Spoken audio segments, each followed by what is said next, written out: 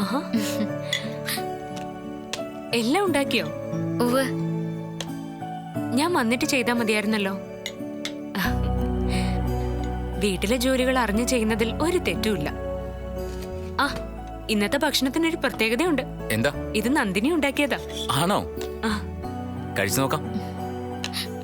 ചേച്ചി ഇരിക്കേ. കുഴപ്പമില്ല. ഏട്ടത്തി ഉണ്ടാക്കുന്നതിന് അത്ര ടേസ്റ്റ് വന്നിട്ടില്ല. കൂട്ടൊക്കെ ഏട്ടത്തിയോട് ചോദിച്ചു മനസ്സിലാക്കിയാൽ മതി. ഫുഡ് ഉണ്ടാക്കുന്ന കാര്യത്തില് ഏട്ടത്തി ബെസ്റ്റാ. വെറുതെ പുകഴ്ത്തണ്ട. ഓരോ സമയത്ത് എന്തോ ഭാഗ്യം കൊണ്ട് വിഭവങ്ങൾ നന്നാവുന്നു മാത്രം. അതിനാ ഗിരി ഇങ്ങനെ പറയുന്നത്. നന്നായിട്ടുണ്ട്. നന്ദിനി ഉണ്ടാക്കിയതാ? അതെ. ആ, ഇതാണ് ഭക്ഷണം. നീ ചോദിച്ചു പഠിക്കുന്ന നന്നായിരിക്കും. കണ്ടല്ലോ, ഗൗരിയുടെ അഭിപ്രായം ഇതാ. ഓരോരുത്തർക്കും ഓരോ രുചി. അത് വെച്ചൊന്നും നമുക്കുണ്ടാക്കാൻ പറ്റില്ലേ?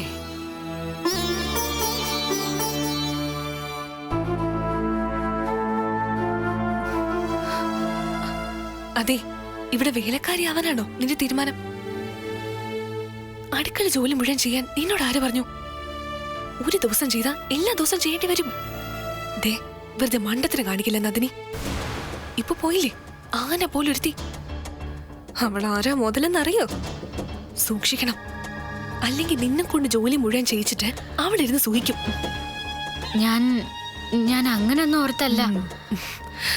എനിക്കത് മനസ്സിലായി. നീ ഒരു പാവാ.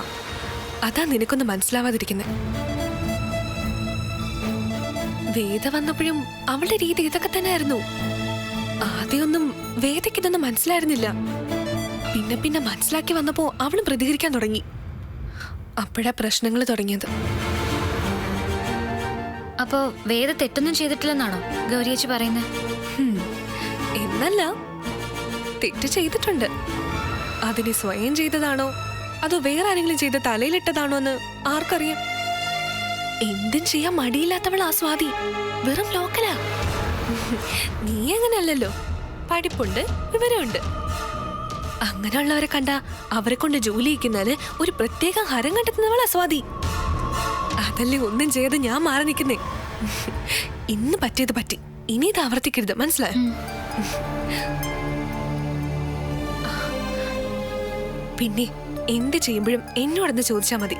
ഞാൻ പറയുന്ന പോലെ ചെയ്താ ഒരു പ്രശ്നം ഉണ്ടാവില്ല.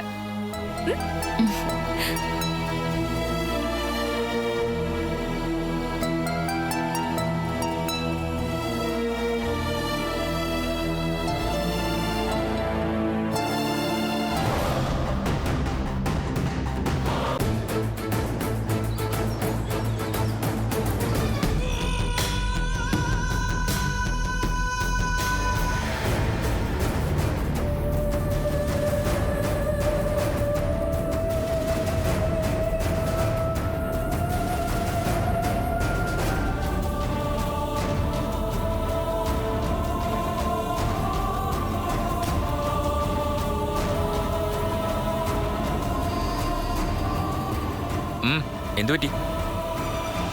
എന്നെ വീട്ടിലെ ജോലിക്കാരിയാക്കാൻ വേണ്ടിട്ടാണോ ഗിരേട്ടൻ എന്നെ കല്യാണം കഴിച്ചത്? അല്ല. എന്നെ അതൊന്ന് പറഞ്ഞു കൊടുക്ക ഏട്ടത്തിയോട്. ഏട്ടത്തി വിചാരിക്കുന്നത് ഞാൻ ഈ വീട്ടിലെ വേലക്കാരിയാന്നാ. നീ കാര്യം എന്താന്ന് വെച്ചാ പറ. മീൻ വെട്ടി വെക്കാൻ ഏട്ടത്തി പറഞ്ഞു. എനിക്കത് ശീലമില്ല, അതുകൊണ്ട് ഞാൻ ചെയ്തില്ല. അതിന് വഴക്ക് പറയുകയാണോ വേണ്ടത്? ഏട്ടത്തി വഴക്ക് പറഞ്ഞോ? എനിക്ക് വിശ്വസിക്കാൻ പറ്റുന്നില്ല. ഗിരിയേട്ടൻ എന്നെ ഇഷ്ടമല്ലാത്തോണ്ടാ അങ്ങനെയൊക്കെ തോന്നുന്നത്. എടി, അതൊക്കെ നിന്റെ തെറ്റിദ്ധാരണകളാ. ഇഷ്ടമില്ലായിരുന്നു ഞാൻ നിന്നെ കല്യാണം കഴിക്കോ? എനിക്ക് മറ്റുള്ളവരുടെ വഴക്ക് കേൾക്കാൻ വയ്യ ഗിരിയേട്ടാ. ഏട്ടത്തി അങ്ങനെ എന്തെങ്കിലും പറഞ്ഞെങ്കിൽ നീ നന്നാവാൻ വേണ്ടി പറഞ്ഞതായിരിക്കും. ആ സെൻസിൽ എടുത്തിരുന്നെങ്കിൽ ഈ പ്രശ്നം ഉണ്ടാവില്ലായിരുന്നു. ഓട്ടെ, നീ എന്താ ഭക്ഷണം കഴിക്കായിരുന്നത്? പ്രതിഷേധമാണോ? അതൊന്നും ഈ വീട്ടിൽ പറ്റില്ല. ഞാൻ അതിന് സമ്മതിക്കില്ല. പോയെന്തെങ്കിലും കഴിക്കേ. എനിക്ക് വേണ്ട, വിശപ്പില്ല. വിശപ്പൊക്കെ വന്നോളും, പോയി കഴിക്കേ. സത്യമായിട്ടും വിശപ്പില്ലഞ്ഞിട്ടാ. നന്ദിനി, വെറുതെ എന്നെ ദേഷ്യം പിടിപ്പിക്കരുത്. കല്യാണത്തിന് മുൻപുള്ള ആളല്ലല്ലോ ഇപ്പോ. മൊത്തം മാറിയല്ലോ. മാറ്റം നല്ലതിനാണെങ്കിൽ ഞാനത് അംഗീകരിക്കും. അതല്ലെങ്കിൽ ചെന്നേ പോയി കഴിച്ചേ.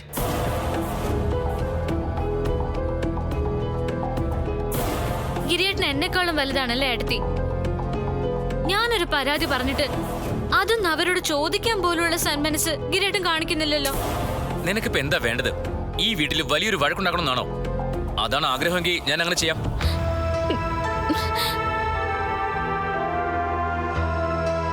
നന്ദിനി, ഇത്തരം സില്ലിയായ കാര്യങ്ങള് വലിയ ഇഷ്യൂ ആക്കി വളർത്താതിരിക്കാൻ നീ ശ്രദ്ധിക്കണം. എടി, ഇതൊരു വീടാണ്. നമ്മളെ കൂടാതെ പലരും ഇവിടെ ജീവിക്കുന്നുണ്ട്. നമ്മളായിട്ട് ആർക്കും ഒരു ഡിസ്റ്റർബൻസ് ഉണ്ടാക്കരുത്. അതിന് ഞാൻ നീ എന്തെങ്കിലും ചെയ്തു എന്നല്ല ഞാൻ പറഞ്ഞു വരുന്നത്. ചെയ്യരുത്. പിന്നെ നീ പറഞ്ഞത് ഏട്ടത്തിയോട് ചോദിക്കുന്ന കാര്യം, അത് ഞാൻ ചോദിച്ചോളാം. ഓ, ചെന്നെന്തെങ്കിലും കഴിക്കേ. കഴിച്ചു വരുമ്പോ നമുക്കൊന്ന് പുറത്തു പോയാലോ? എവിടേക്ക്? അതൊക്കെ പറയാം. നീ ആദ്യം പോയി കഴിച്ചിട്ട് വാ, എന്നിട്ട് നമുക്ക് തീരുമാനിക്കാം പുറത്തു പോകുന്ന കാര്യം.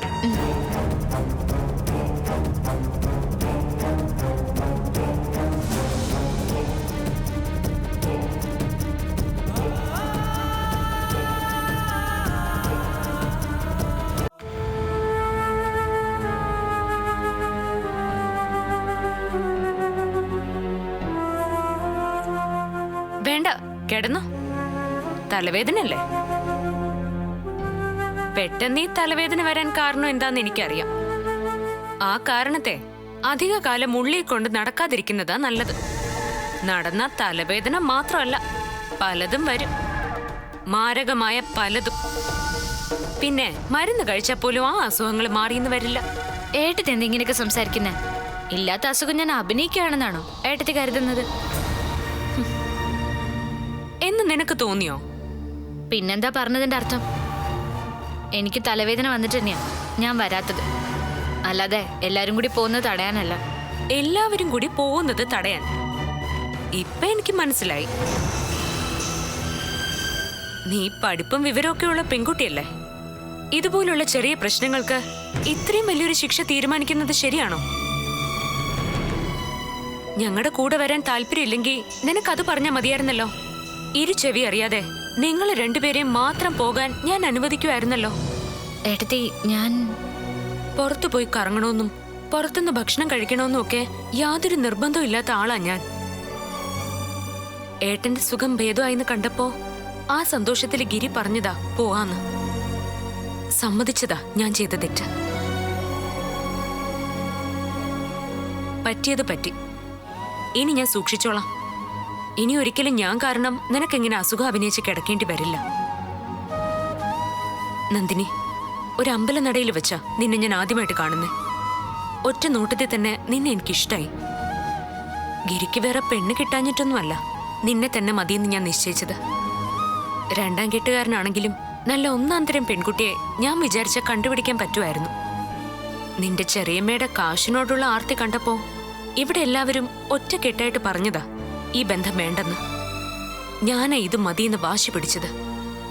അങ്ങനെ വാശി പിടിച്ചതുകൊണ്ടാ നിനക്കിപ്പോ ഇങ്ങനെ തലവേദന അഭിനയിച്ച് ഇവിടെ കിടക്കാൻ പറ്റുന്നത്.